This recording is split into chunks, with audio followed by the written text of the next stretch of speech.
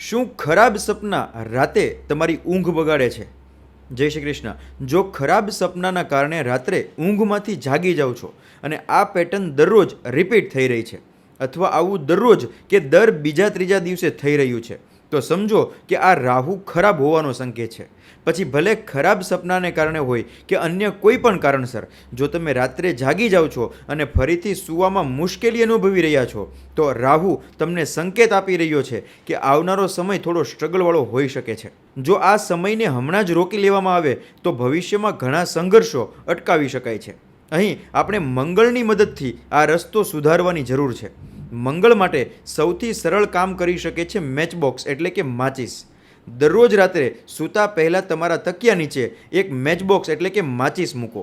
થોડા દિવસો કે અઠવાડિયામાં ખરાબ સપનાની આ પેટર્નમાં સુધારો થવા લાગશે અને આવનારા સમયમાં રાહુ દ્વારા થતા સંઘર્ષો કે જેના સંકેતો મળી રહ્યા હતા એ પણ દૂર થવા લાગશે.